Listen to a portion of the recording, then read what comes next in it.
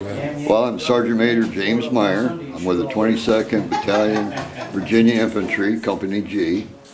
And I've been reenacting. This will be my 31st year. This would be an 1851 Confederate-made brass frame, because they didn't have a lot of steel.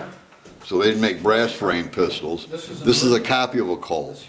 It would have been made, you know, in the South in one of the gun shops, compared to a Colt that was a steel frame, 1851, which would have been made at the Colt manufacturer. For dragoons of the early Colts of the Spanish or Mexican War era. And a dragoon is designed, the back of the trigger guard is squared off compared to the rest of them are round. And that distinguishes from a regular 31 caliber pistol to a dragoon. Caliber ammunition for the first 4 are for pistols, the last 2 is for a 58 rifle. Which is here. Right. And what composition are they? Well, this is a 31 caliber. This is a 36 caliber. Those lead? They're all, yeah, they're round ball. They're all round ball. This is a mini ball. Get it out. That's a 44 mini ball. It's solid lead. That's what could be shot out of a pistol. Most common was the 44 round ball that they shot out of the pistol. So all those shoot round balls? Right. They'd all shoot round ball. The 58, if you had a smoothbore 58, this would be a round ball patch. The rifled musket, you use a mini ball, and this would shoot accurately up to 990 yards if you had the right powder in it.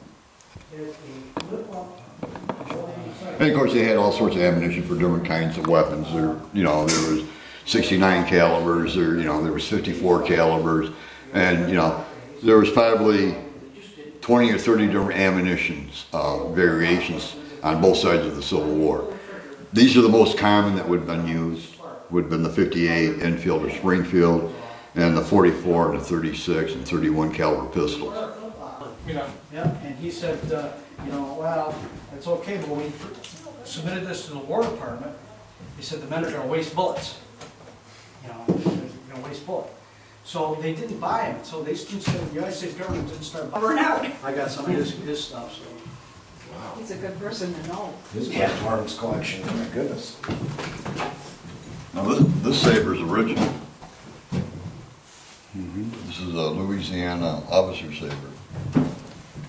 That's right from the Civil War itself. Oh my gosh.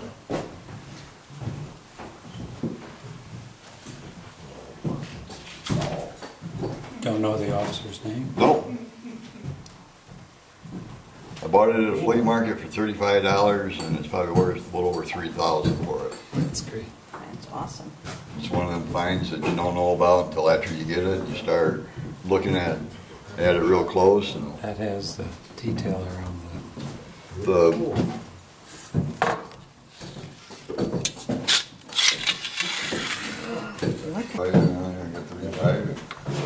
Powder pack. Okay, I get it home, I hang it on the wall. A couple years ago, I got it down and was looking at it. I thought, gee, it doesn't say stamped in India, isn't it? So I started getting out the research books and started getting online a little bit. And here about a year ago, I found it online. And the description and everything matched it to a T. There are some originals here. Condition is for sure.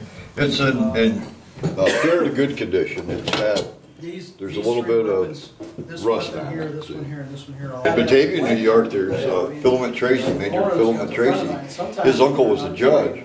He had his body put in civilian clothes and snuck across the lines and brought back to Batavia. And it wasn't until 1990 that they finally let it be known to the public that there was a Confederate soldier buried there. They were afraid that if people up here knew about it, they would dig up and desecrate the grave.